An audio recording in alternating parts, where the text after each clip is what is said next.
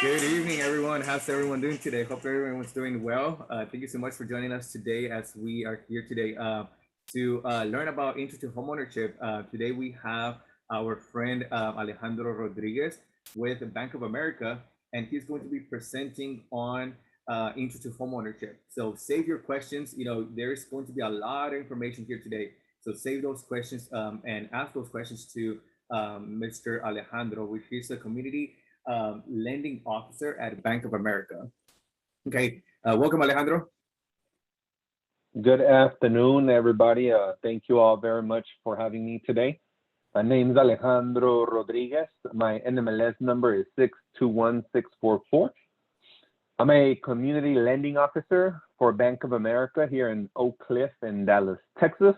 So today, as Porfirio mentioned, we will be talking about home ownership and some of the things that we look into when it comes to lending as part of the home ownership process.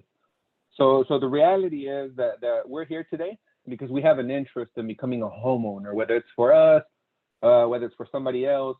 We're looking at getting information. So with today's presentation, I am going to focus on some of the things that we offer through Bank of America, but at the same time, the information that I'm providing, the information that I'm giving is very general in the sense that a lot of us lenders work very similar as to what it is that we're looking at whenever we're making these decisions.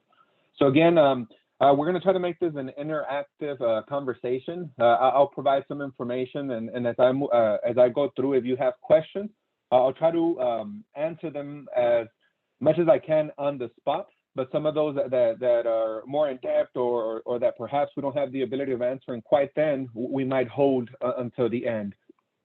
So just bear with us. Certainly, again, if you all have questions, this is about you all. Make sure to ask questions and get all the information that you can on your part. Porfirio, if you could help me move on to page 2, please.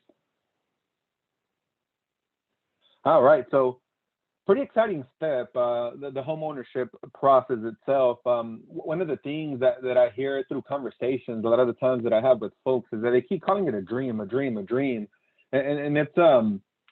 it's quite humbling in the sense that I myself don't think that it should be quite that big as a dream, right? Because the reality is that we could get there. It just takes planning, takes organization, and again, knowledge to be able to find out what it takes to become a homeowner.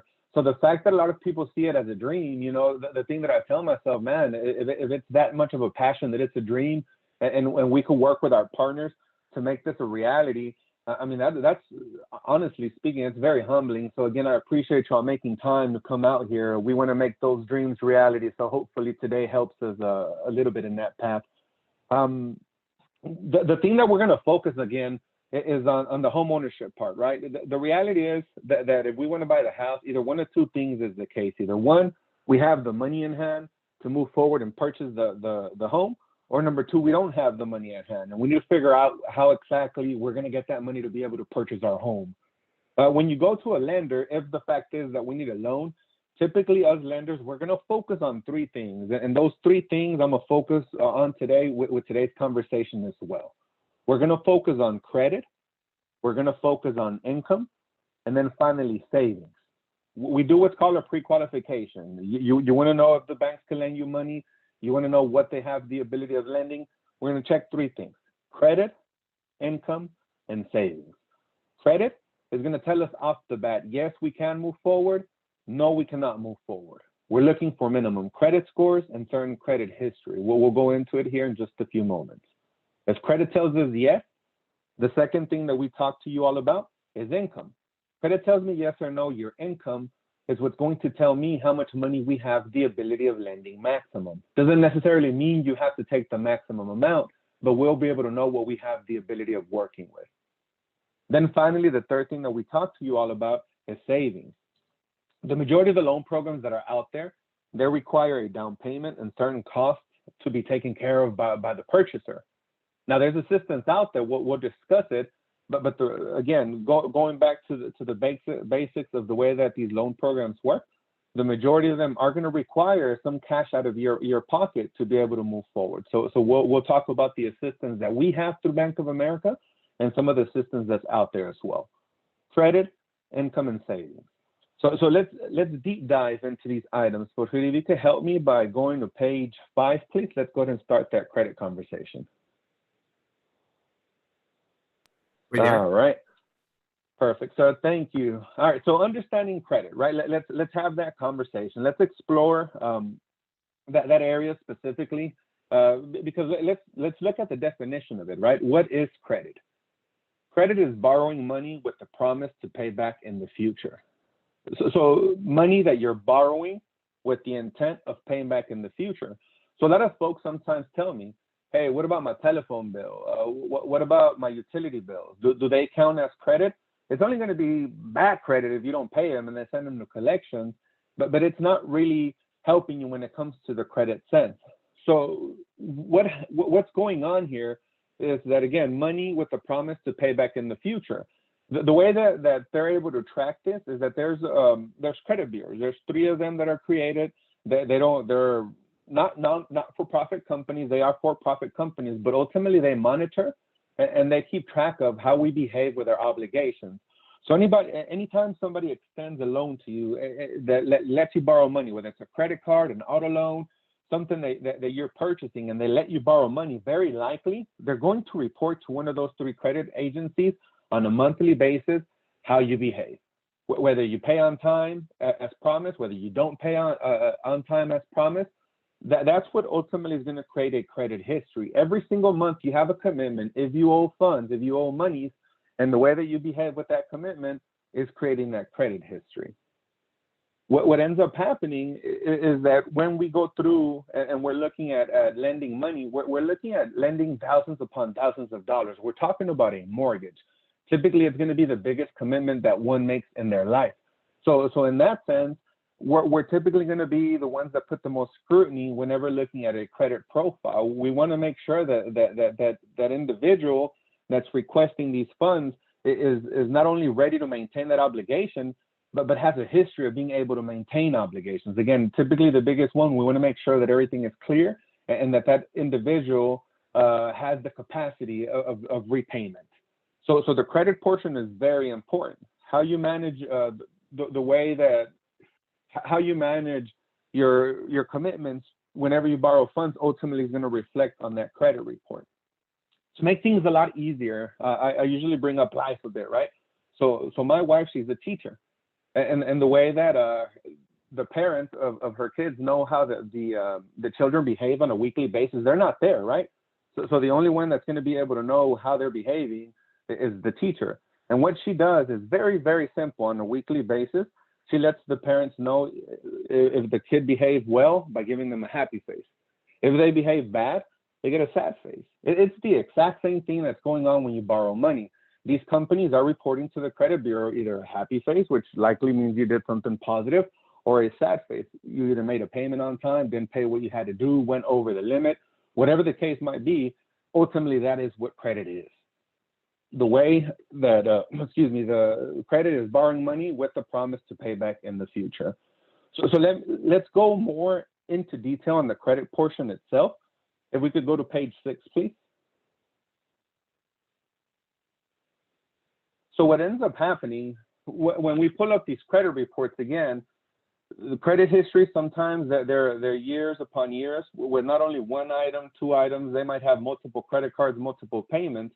So we do look into these reports in detail, but before we go into detail, what we actually end up doing is looking at credit scores. So all that history of that individual ultimately gets condensed into a credit score. So whenever lenders, such as ourselves, or let's say other lenders, credit cards, auto loans, whoever might be, want to make a decision whether they're going to let that individual borrow funds or not, instead of looking at the full-blown credit report and making a decision based upon that, they condense it again into the credit scores, and that's typically what they utilize to be able to make a credit decision. So there's a system, it's called FICO scores, and the numbers themselves, as we see on the graph, they go as little as 300. That's pretty much the worst score that you could get, a 300 minimum. I've never seen a 300, thankfully, but that's the worst, the lowest that you can get to. 850 typically is the highest that exists within the FICO scores. 850 itself, I don't think I've ever seen it itself. I've seen 840s, 830s, 820s. An exact 850, I don't think I've ever seen it. I've just seen thousands upon them, but I don't think I've ever seen an 850. But generally, whenever we're working with mortgages, what's considered a good, healthy number is a FICO score of 700 or above. 700 or above. Now, that number itself doesn't mean that that's what you need to be able to take on a mortgage. Speaking specifically here through Bank of America, the minimum FICO, the minimum credit score that we could utilize is a 600, a 600. That's through Bank of America. Other lenders might have the ability of lending with a credit score that's even lower than the 600, but our threshold here at Bank of America is a 600. The reality, however, is that if we're working with a credit score from anywhere from around a 600 to about a 640, the answer is yes, likely we can move forward, but the reality is that likely will be pretty restricted as to what we have the ability of doing in that specific realm. Between a 640 and a 700, typically we'll have more options available for the individuals. The interest rate's probably a little bit better, and the guidelines might be a little bit more relaxed. Typically from a 700 or above, that's when you start looking at the best deals. Typically you'll have the ability of working with all the loan programs that exist, and usually you'll look at better interests as well. Again, doesn't necessarily stop you if you have a credit score lesser than a 700. We do need at least a 600, but we're never going to find out where we're at until we actually go through and get that information pulled up. Now, let's deep dive a little bit as to what makes up that credit score. We mentioned credit history, but what exactly do we mean by that, right? So out of the credit scores, what these credit companies are looking at, they're looking at payment history. So 35% of that credit score comes from your payment history. Very straightforward, as I mentioned earlier. Did you pay as promised or did you not pay as promised? You pay as promised, you're going to get a good check mark. You didn't pay as promised, you're probably going to get an X. So it's going to affect your overall credit score.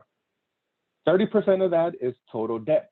So that's really important as well, especially when it comes to the mortgages, because an individual could have perfect payment history, right? So altogether, they might expect to have a pretty high credit score, and it might be because they have payment history, they've never made anything late, they have a good credit score. But total debt does affect us as well, especially on the mortgage side. So once we get into the income conversation, when we look at credit, we're looking at the credit scores, but we're also looking at the overall debt, because there's a certain percentage of an individual's income that could go toward a mortgage payment. And if some of that income is already being used up with other bills, with other debts, I should say, car notes, credit cards, it's going to reduce the amount of money that we're going to have the ability of lending that individual. Now, the other thing is that if you're pretty charged off, maxed off on credit cards, on revolving debt, then that itself, the credit companies might see that as a risk. Hey, every credit card is maxed out. They're only making the minimum payment. They haven't missed the payment yet, but since they're only making the minimum payment, if something negative were to happen on the cash flow part, it could spell disaster for this person. So that itself can cause a caution, a red flag to go up and potentially drop the credit score when those credit cards are maxed out. So again, payment history, 35%, total debt, 30%. Now the other one, length of credit history is only 15%. So I can have an individual that has had credit for 10 years plus, always maintained it perfect.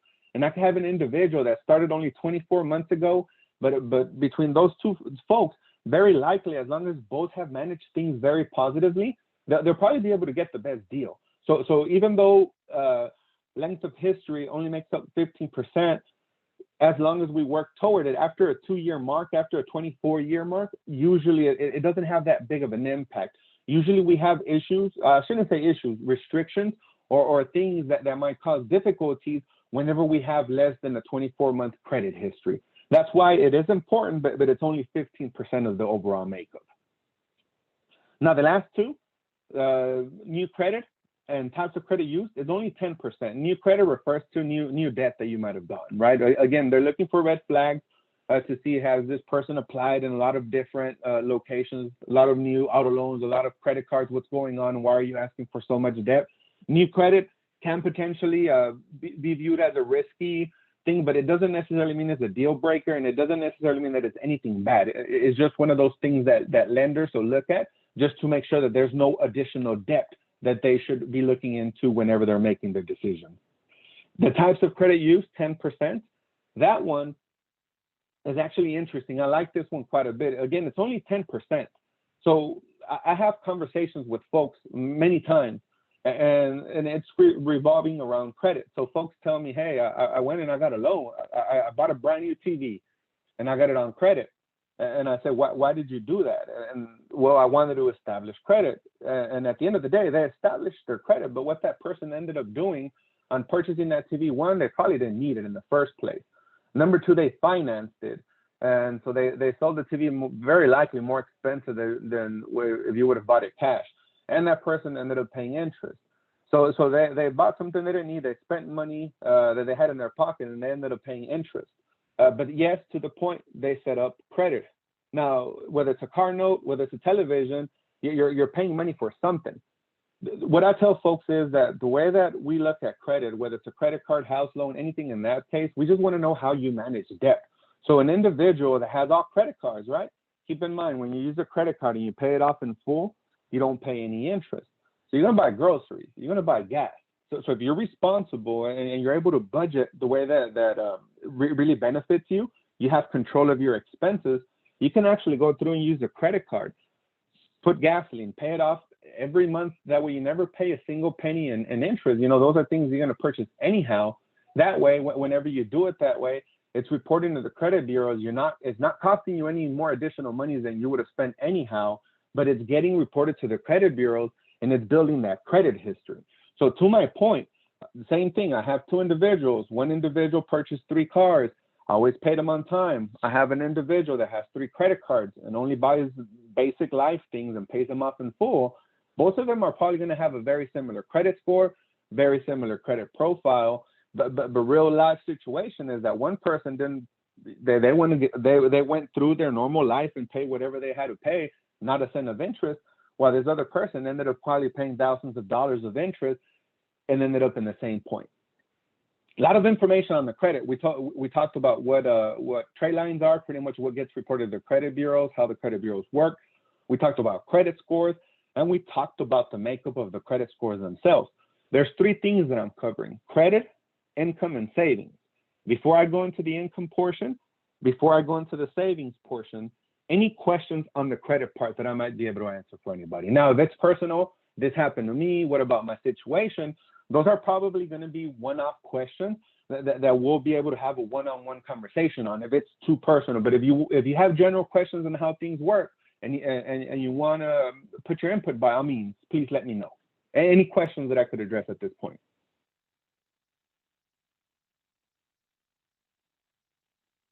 So Ms. Narisa is asking, what is a safe number of credit cards to have?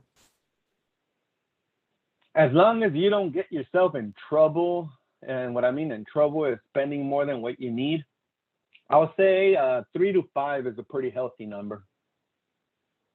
Doesn't mean you have balances on them. I have myself, me personally, I think I have more than that. I think I might have around 6 to 7 between me and my wife. We use 2 of them. We use a travel card when we travel just because of the discounts that it gives us, and because there's no fees that we pay if we travel internationally. We don't use that on a daily basis. We use another one that gives us cash rewards, like for gas and groceries. That one we use pretty much for everything. Go buy gas, go buy donuts. We use the credit card, but we always pay it off in full. So I'll say that we have 2 that we use on a very regular basis. The other one we use every so often, every couple of months, just to keep them open. That way they don't decrease our limits. But I don't know if that helps answer your question there. And another thing that you might want to look at, Ms. Narisa, is that what are you able to afford, right? Based on your debt that you currently have. Maybe right now, based on your current income and your debt, you're only able to afford 1 credit card because of the minimum payment, right? So let's say, for instance, that minimum payment is $25 on a monthly basis for that credit card. If you were to have another $25 minimum payment for a second credit card, that might not be affordable to you anymore. So that's one thing that you need to look at too as well. Like, what are you able to afford based on your current debt and based on your current income that you have? And that's an excellent response. Go ahead. No, go ahead. I was going to say it's an excellent response in the sense that question again, it's going to pertain to the individual, right? So I gave a life situation based upon my specific situation, but what Porfirio does, and our friends here at Habitat for Humanity, is that they have counselors that work with you one-on-one. And when it comes to that, right, if you're in a situation that you're just starting off with credit, probably having 3-4 credit cards is not going to be a good idea, because it could cause negatives, right? And we don't want that. I say credit cards are double-edged knives. They're very useful tools, but if used incorrectly, you could end up hurting yourself. So it's just really a one-on-one situation to see where you're at and to be able to give that advice. So that's why I kind of put it on my part. But more than anything, talk to a counselor. We should be able to look at your situation and give you some advice as well. Now, Ms. Jacqueline Rogers is asking, do you look at all credit scores when getting approved for a loan, or do you just look at the FICO credit scores? So there's 3 different credit bureaus. Typically, when you're working with a mortgage company, we're going to do what's called a tri-merged credit report. So we're actually looking at all 3 credit bureaus, all 3 credit scores. Typically, we will not use the lowest number. We will not use the highest number. We typically use the middle score to make the decision. Great question. Okay, Alex, I think we got one more. Cameron asked, are lines of credit through the credit unions reported as credit and also considered? I'm gonna say if they're lending you money, I'll say 97, 98%, very likely, yes, they are reporting that to the credit bureaus. But you certainly want to ask them that question, right? You want to make sure 100% ask the credit union if they are. Very likely they are, but that way you get a conclusive answer, because I don't want to give anything incorrect. Okay, that was the last question that we had. Excellent. All right. So we just talked about credit and credit scores, credit history. Let's go into the income portion of it itself. If you could go to page 12, please. All right, folks. So earlier on, I mentioned the whole thing that we want to do is that we want to get pre-qualified. We want the lender to say, yes, we'll let you borrow money. This is what we have the ability of letting you borrow. This is the maximum amount. This is your interest rate, all that good stuff. First step that we do again is credit. Credit tells us yes or no. Once we identify that we can move forward and credit tells us yes, the second thing that we're going to do is we're going to talk about income. Now, income is very straightforward, right? At the end of the day, whatever's reported, whatever is earned, that's what we're going to utilize to determine how much monies we have the ability of lending maximum. What happens is that there's a thing that's called debt to income. We're looking at the monthly cash flow, average cash flow for that individual. And based upon that monthly income, there's a certain percentage of that income that could go toward a mortgage payment. And that's what we're looking at, right? We do an income calculation, and that's going to set the maximum loan amount that we have the ability of lending. Different programs have the ability of lending different amounts. So there's some specialty programs out there that might be able to let us borrow more money than other programs do. And we'll talk about those programs here in just a few moments as well. The thing about the income is that it's very black and white, very straightforward, right? Again, the amount of money that's reported is what's going to tell us how much money we have the ability of lending. So here in front of us, we have a few common documents that we request from our clients whenever we're pre-approving them for a mortgage.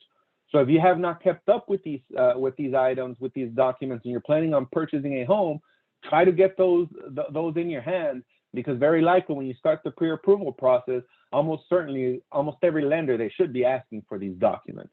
So things that we'll ask for typically is the year-to-date pay stub. Because of paperless statements, a lot of folks don't get pay stubs mailed out anymore. They just have electronic versions. So you have electronic access, perfect. It's just a matter of sending a PDF file. If you don't have access to those and you're planning on purchasing a home, start asking for paper copies, because you will need very likely a most recent pay stub. W-2s, typically we're going to ask for W-2s for the last 2 years.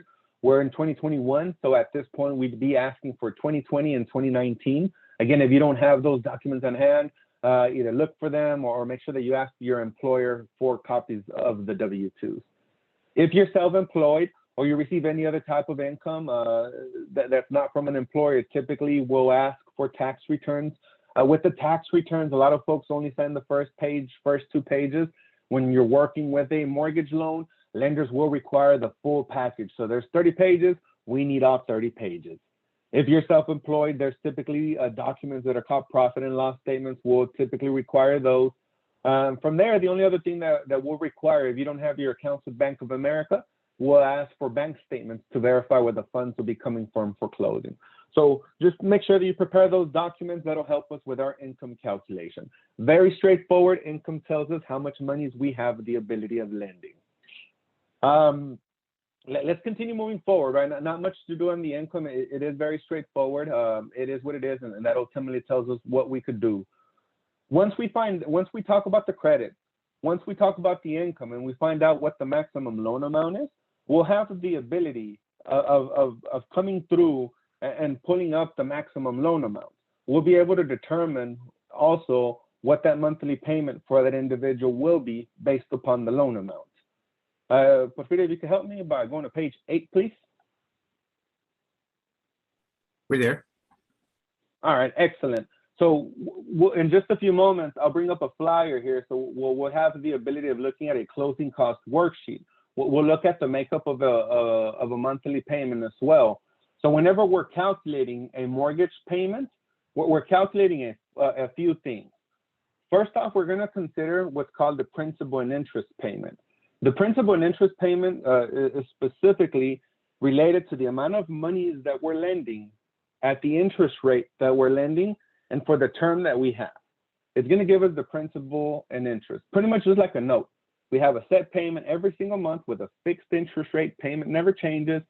You could pay it off early. There's no penalties for doing so, but your principal and interest payment, the actual note itself, will never, ever change because of the fact that we'll be working with a fixed interest rate. Now, there's variable interest rates as well, which changes what I'm speaking of, but they're not as popular as they were before.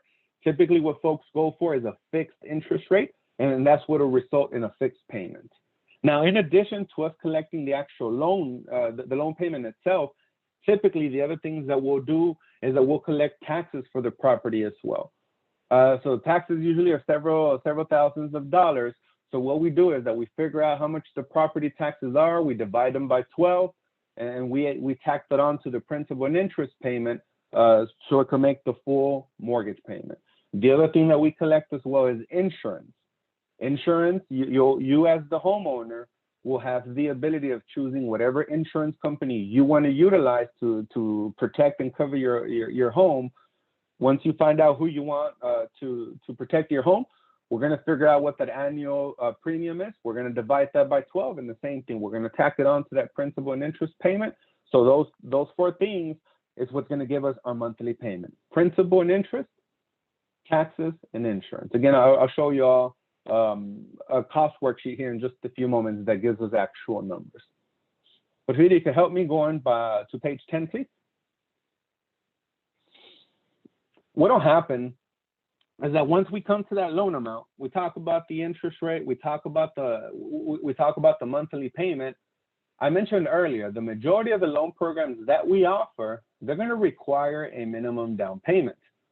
Now, years before, saying at least a good 30 to 35 years back, if an individual, actually a little bit more than that, sorry, about 40, 45 years back, if an individual wanted to get a mortgage loan, in order for them to be able to get a mortgage loan, they would need to have at least 20% down. And that's where you hear that quite often. You needed to have at least 20% down in order for you to be able to purchase a home. If you simply didn't have the 20% down, then you simply are not going to get a home. I mean, it was that direct, still kind of that way in today's world. The thing is that because we know that this is a big barrier to homeownership, government-wise and even institution-wise, programs started coming out that required less and less down payment. So in today's world, regular loan programs, we have some that require as little as 3% down, 3.5% down, 5%. Not as much as 20 as it used to. So it certainly has the ability of helping quite a bit of individuals move forward with homeownership in the sense that it's not 20% like it used to some time back. But it still leaves us to the fact that you need several thousands of dollars to be able to purchase a home, to be able to cover the down payment and the expenses that come alongside with it. So we're going to talk about that. We're going to deep dive a bit into what it takes, how much money we're looking at, and then what we could potentially do to be able to get the funds that are needed to be able to reach that goal. So let's look at a screenshot. If you could help me, Porfirio, bring up the closing cost worksheet that says no assistance.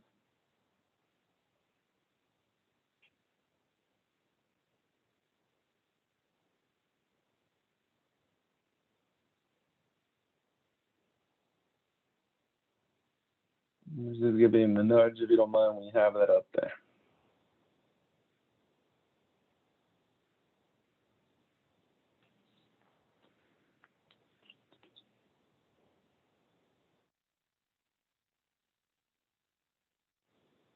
While Porfirio is pulling it up, what he's pulling up right now is a cost worksheet, right? So the unfortunate reality is that the last, say, about 5 to 7 years, we've just seen a boom here in the DFW area in the homes and the home ownership price and the sales of homes and individuals wanting to become homeowners. And it's one of those things of supply and demand. Unfortunately, supply is low, demand is extremely high, and so that has pushed home prices up quite a bit here in our area for the last couple of years. So I'm there. Once we have it up, I'm there. yeah, perfect. That's All right, so cash to close was that 20,000, correct? 20,000? Yeah, for the cash to close. Yes, sir. Okay. All right, so numbers are still hard to swallow for me, but average home prices right in the DFW area, they've risen the last couple of years. Now I'm looking at home sales more on a regular basis, and any price coming in around 225, 250,000. Now, there's homes that are a lot more expensive. There's homes that are a lot more affordable. But on that affordable piece, it's getting a lot more difficult to be able to find homes here in the DFW within that range. So I think healthy-wise, you can still find homes maybe in the high 180s, 190s, but it's getting a lot more difficult, right? So as to why I'm using 250,000, it's an average number that I've seen here in the Oak Cliff area. It's just, again, prices. It's a whole separate conversation, but prices have gone up the last couple of years. Now, the purpose of me having this closing cost worksheet is that I wanted to show what that conversation is like, right? I'm pretending that you all are the same client. You all came in, sat in my office, we checked your credit, we checked your income, we looked at everything. At this point, Bank of America is saying, hey, based on your credit, based on your income, we do have the ability of lending. We can lend you up to 300,000, but you say, hey, I'm only looking for a home for about 250,000. Fine, let's work with that. They have a purchase price of 250,000, as we see in front of us. What this is this is not a commitment or a promise to lend, because we don't have the ability of locking in an interest rate, locking in a loan until we actually have the house that we're purchasing. So if a client were to speak to me today, this is realistically what I would have the ability of offering that client, taking in consideration that we wouldn't be helping with anything in today's world. If they had a purchase contract, this is real. These are numbers based upon today. So this person right here is purchasing a home for $250,000. Loan program information, it shows that I'm lending $242,500 from that $250,000. Why? It's 97%. Now, this program requires a 3% down payment. So from $250,000, 3%, we're looking at $7,500 as a down payment. That's just the down payment alone, not including any fees. The term is for 30 years, and we see there that the interest rate is a fixed interest rate of 2.875%. The APR is 3.313. The interest rate, 2.875, is the one that stays there for life. The APR is taking in consideration the cost that person is paying for the first year. So you're paying interest, 2.875, and it's also taking in consideration any fees that you're paying for attaining this loan. On a $250,000 home, payment, including the principal and interest, $1,006.11. That's the principal and interest that I spoke about earlier. Taxes on a monthly basis for a 250 home are about $458. Pretty realistic here in the DFW area. Homeowners insurance, again, I mentioned you choose your own insurance. Average is going to be about $150 for this priced home. And then there's a thing that's called mortgage insurance, PMI, about $114. So altogether, this person's paying about $1,730 per month. That includes principal, interest, taxes, and insurance. Now, I went through that quickly because at the end of the day, I wanted to get to the very bottom of this page. On a $250,000 home, at that interest rate of 2.875, a fixed rate, If this individual wanted to purchase a home out of their pocket, they would need a little over $20,000 to be able to move forward. $20,000 out of their pocket to be able to cover the down payment, the closing costs, and whatever other fees are applicable in the purchase of the home. The closing cost worksheet typically will give you more details. I'm not going to go to the other pages. There's other pages to this document, but I just wanted to show you the front so you can look at the bottom line number. Whenever you speak to a lender, we'll actually give you this document. It'll line by line show you where all those fees come from. So the conclusive point is that we went through, talked about the loan. Now we're at the point of the conversation where I'm telling client, I need $20,000 from you. I need to, excuse me, you need to show that we have those $20,000 liquid in order for us to be able to give you your pre-approval letter so you could start looking for your home. Either we have the money or we don't have the money. We don't have the money, then we need to come up with a game plan. How are we going to save up that money? Are we able to get a gift? How can we go through and get the funds that are necessary for us to be able to close on this loan? So we have a resource center actually here through Bank of America. A little bit of flipping, Porfirio, if you don't mind going to page 13, please.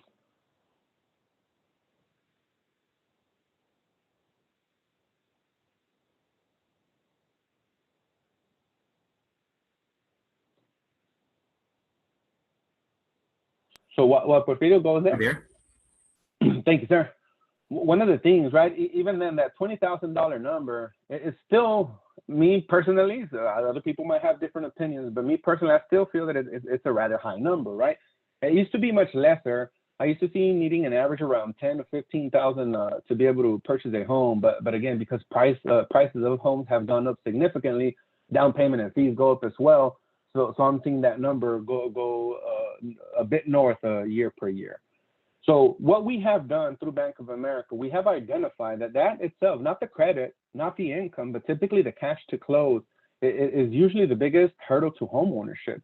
So what we have done, we went out there and got resources from individuals outside of Bank of America that have the ability of potentially assisting with some of those closing costs. We have a website, it's proprietary to Bank of America. It's called the Down Payment Center, bankofamerica.com/down payment center. And they'll actually give you the ability, without commitments and entering any personal information, to go in there and by zip code, entering in the zip code, and some basic information, you'll have the ability of looking at different loan programs and down payment cost assistance programs that are available in the area that you're interested in purchasing in. For instance, the city of Dallas, if you're looking in the city of Dallas, they have the ability of helping potential homeowners with up to $40,000 toward their down payment and closing costs. Plano has something similar. Irving has, I want to say, up to $10,000. Dallas County has up to $7,500. So again, it's going to be unique to where you're purchasing at, and this tool here will help us identify what programs are out there. Now, in addition to us looking for these programs that are outside for our clients, we wanted to take a step further and be able to help individuals with this important step, right, of becoming a homeowner. So what Bank of America did, if you could go to page 14, please, Porfirio. Bank of America came out with a commitment, and we call it the Community Homeownership Commitment. What Bank of America did, our vision specifically, and I say our vision, right, because this is what the homeownership commitment was to come out with a few programs that have the ability of making homeownership a reality, that dream a reality for many folks. We started coming up with programs to help with the down payment, with the closing costs. What Bank of America did is that they set aside $5 billion in specialty lending programs and anything that we could do to be able to help individuals become homeowners. We wanted to help at least 20,000 families, and we put those $5 billion up. So we said it was going to be a 5-year plan.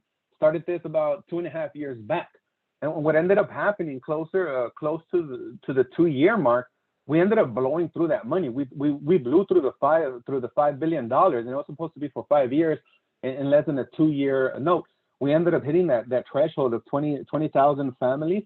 And so it's really taking off. And what ended up happening is that Bank of America did not want this to end. So we increased that program from $5 billion in funding to $15 billion in funding, and we extended the program for 5 years. So we have at least a little over 2 years more of funding for this program. And what we have done is that we have up to $17,500 that we could potentially help individuals with when it comes to homeownership. We have two programs. One that gives us the ability of helping our clients with up to $7,500 in cost. And we have one that gives us the ability of helping our clients with 3% down up to $10,000 toward their down payment. If the individual qualifies for these two programs, it's a tremendous help realistically on reducing the overall amount of funds that person would need to be able to move forward. So let's talk just slightly about these programs, and I'll show you how it affects the bottom line.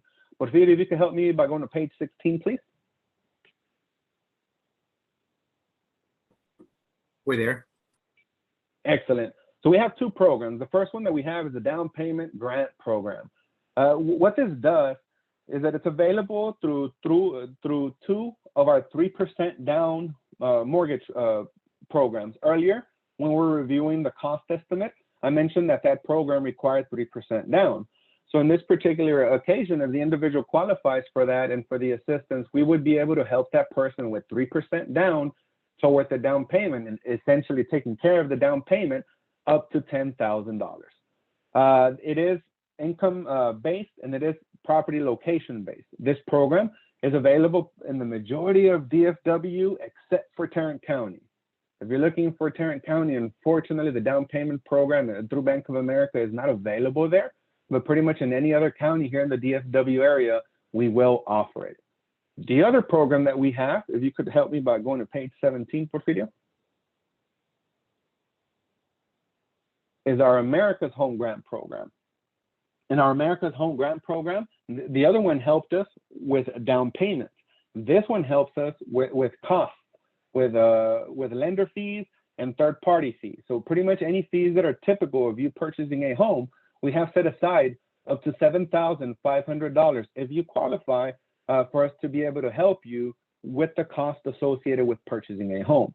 So again, two programs, proprietary to Bank of America, America's Home Grant, and a down payment grant through Bank of America, up to $17,500 that we could help with. Now, this program, I love it. I love the fact that it exists because it does help a lot of folks become homeowners. Remember earlier when we mentioned, if you wanted to purchase a home, $250,000, you're needing roughly $20,000 out of your pocket to be able to take care of the minimum expenses that exist. Now, with this help that we have, it'll actually reduce the funds significantly. If you can help me by going to to the flyer that says closing cost with assistance, please.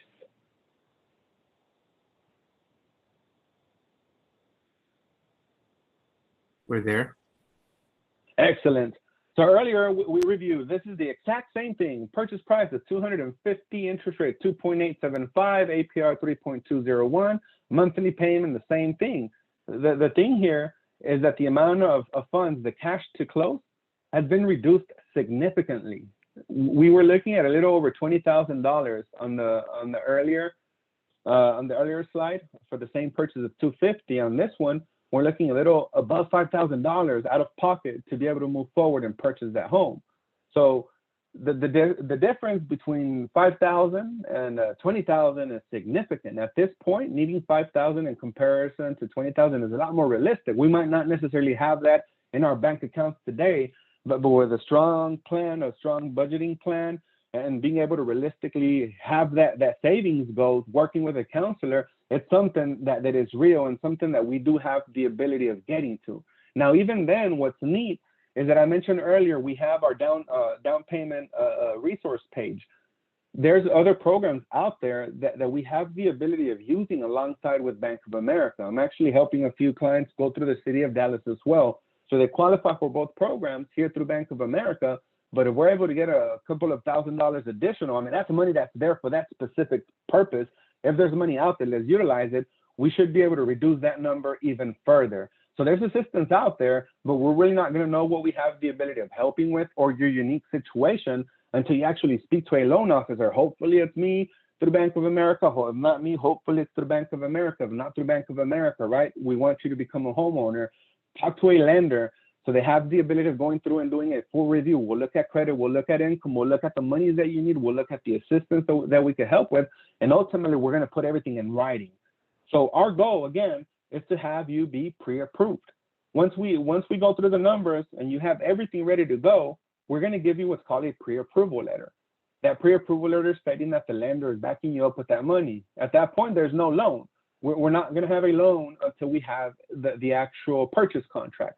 So what will end up happening once we give you that pre-approval letter, we kind of sit back as the lender, you start working with your real estate agent, and then once you find a home with your real estate agent and you have a purchase contract, you come back to us, the lender, we submit the loan application and pretty much start working on getting everything processed for us to be able to get those keys in your hand.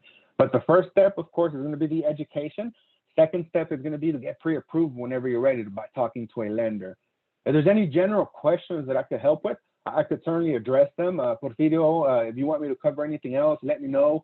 But certainly, again, the next step really will be to talk to a mortgage lending officer if you're ready for a pre-approval. Not necessarily if you want to take that step. You can also talk to the counselors at Habitat for Humanity Dallas. Porfirio?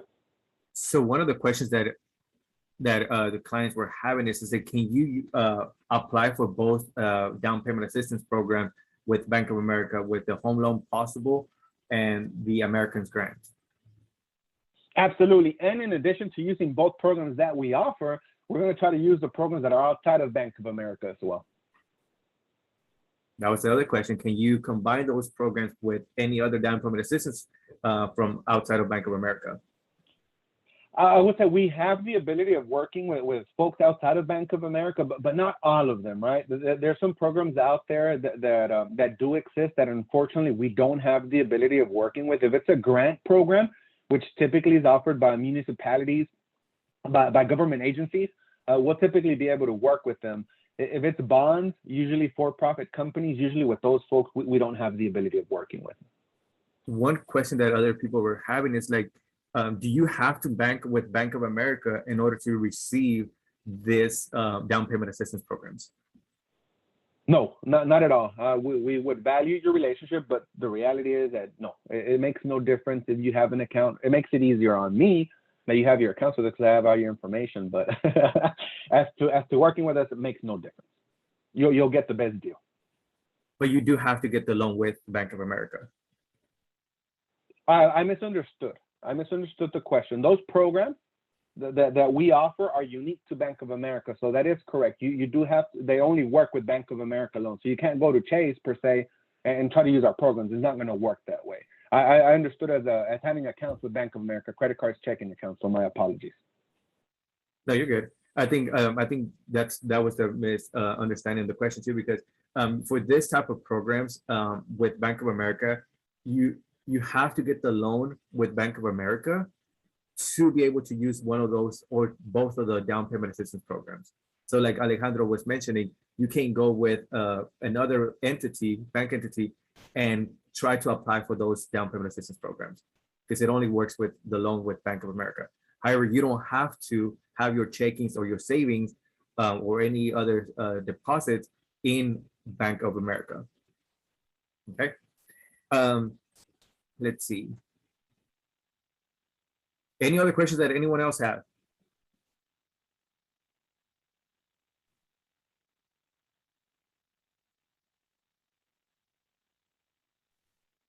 It looks like Jacqueline asked, which one is first to go with the loan, the down payment with the down payment cost?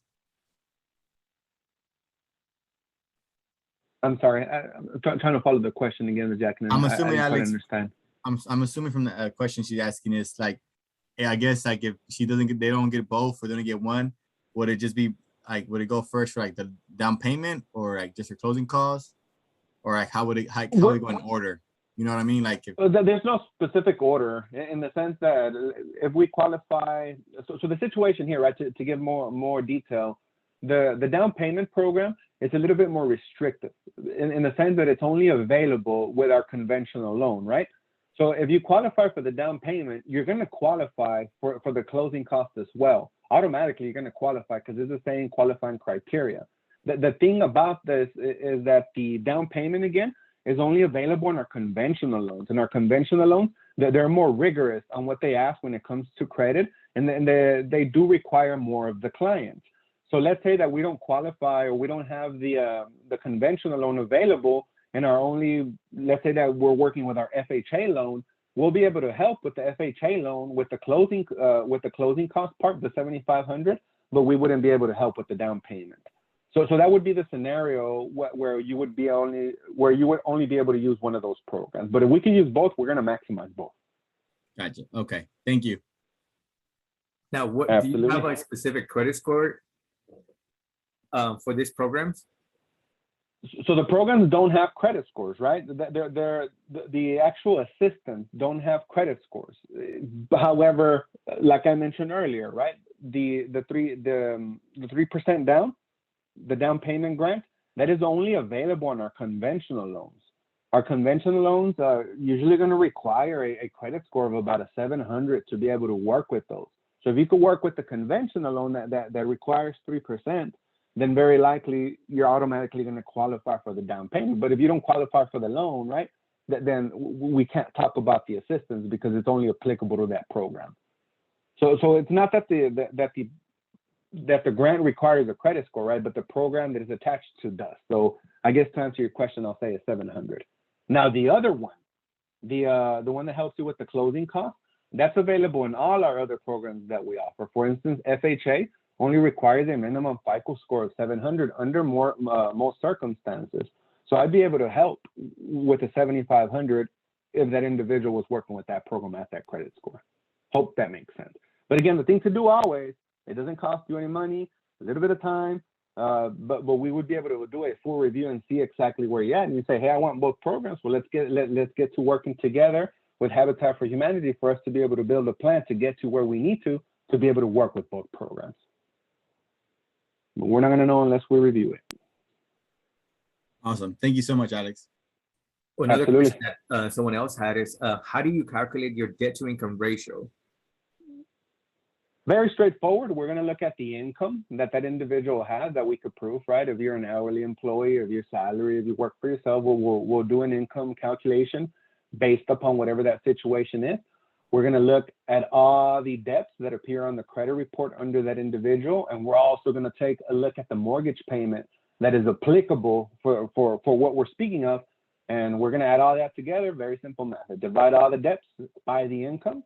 And we have to be typically under a 45% debt to income ratio. And then, so what happens if someone, for example, in communities that, are working with getting their credit repaired and have accounts of collections and they're not paying for it, for example? Ask the question one more time. I didn't quite understand. So to add on to that question that Porfirio had asked is, if, for example, let's say someone that's, fixing their credit, is going through a credit repair company or doing it on their own, and they have accounts and collections and they're not paying on them or they're not worried about them, how would that be calculated as well? Or would that be calculated at all? Well, collection doesn't have a monthly payment, right? Most programs, like conventional, is very, very strict. They don't want you to have any collection. So you take care of it if you want to work with that program. Whereas the FHA is a little bit more relaxed. Depending upon what that collection are, sometimes they're going to say we can't move forward until that's cleared. Or if it's under a certain threshold, sometimes they might say, hey, we can move forward. But there's no, when it comes to debt to income, collections we don't calculate them because there's no payment associated with it. I'm not sure if that answers the question there. Yeah, no, thank you. Yeah, it does. And just to add to that, Ms. Narisa, so what happens is that if you're not making any payments on those collection accounts, of course, that is affecting your payment history. Remember that what Alejandro was mentioning, that your payment history is worth 35% of your credit score. So if you don't have, if you have collection accounts, then it's affecting that. Then what it's causing is that your credit score is reducing. Then you will not qualify for the loan program that can qualify for this type of assistance. If that makes any sense. Let me know if I need to further explain that. Okay, Alex, I think we have one more question here. And do you have to purchase the home in Dallas or Dallas County or the city of Dallas? For the assistance program or for the lending part of it? The lending you can purchase anywhere in the United States continental. not even continental. You should be able to purchase in Alaska, Hawaii as well. And the down payment program is going to be available in the majority of the DFW area. So when I say DFW, I'm talking about Collin County, Rockwall County, Dallas County, excluding Tarrant County. What's to the south of us? What is it? Red Oak, Waxahachie area. So the majority of DFW is gonna, if you qualify, the grant will be there, except for Tarrant County. The other program, America's Home Grant, the closing cost, that's available in the majority of the United States. It's smaller pockets and smaller rural communities that I see that it's sometimes not available, but the majority of the DFW area, you will see that it's there. Doesn't have to be the city of Dallas, doesn't have to be Dallas County. Awesome. Okay, thank you so much. Absolutely. An additional question, if you don't mind answering this, Alejandro. What is the difference between a conventional loan and a non-conventional loan? I feel like a lot of people hear conventional and non-conventional FHA, and we don't know the difference between them. Will you please briefly explain what is the difference between those loans? Sure. So it's just when you get a mortgage note, right? Whether you go through Bank of America, whether you go through Chase, the broker, whoever it is, the monies that you're borrowing is not really coming from the bank. It's coming from investors. You as the borrower, you're never going to know this. You don't know who the investor is, but I'm giving you this background because I mentioned earlier that the majority of the lenders work the same. We work the same because we're getting the money from the same place, right? So the real money person, they're the ones that put the rules and the regulations as to what an individual needs to have. So investors, ultimately, that's where the money is coming from. So the investor, right? When we're looking at the conventional loan, I said that it's stricter because it's coming straight from the source down to the borrower. However, they're saying, hey, you need to have this higher credit score. We're only going to let you borrow so much money. So they put their own rules, right? Because the investors, the reality is, who wants to lose money, right? They don't want to lose money. They make the guidelines pretty strict on the conventional loan. They want you to have a higher credit score. Again, they're going to put less exposure out there, let you borrow less money, because they want to make sure that the return, that they're going to get their money back at the end of the day. So because there's so much, they're taking risk into consideration very heavily. It's harder to qualify for the conventional loan. But at the end of the day, if you qualify for that conventional loan, if you have what the investor is asking for, usually you'll have less fees that are associated with the programs because there's less risk, right? Typically, you'll have a better interest rate because, again, there's less risk that the investor is taking on. So overall, the conventional usually is a little bit less expensive. Now, the government recognized that this is a huge hurdle to homeownership, right? Again, 20%, who has 20%? Very, very few people did, I should say. And even now. So what ends up happening is that the government stepped in and created the FHA. Money's still the same. It still comes from the investors. It's not government money. It's not bank money. But the government stepping in, working with these investors and saying, hey, we're going to back this money up, but you have to loosen up the guidelines. They're telling the investor, take on more risk. We'll back you up, reduce the credit scores, let people borrow a little bit more money. And that's where the FHA is pretty much stepped in, right? And so they're letting you borrow this money, but the investor is taking on more risk. But the thing is that because now you require a lesser down payment, because now there's a lesser requirement, you could still move forward, but the reality is nothing in this world is free, right? Because there's more risk. Typically, FHA might have fees that don't exist with the conventional. Interest rates are around the same, but the fees on FHA typically are a little bit higher.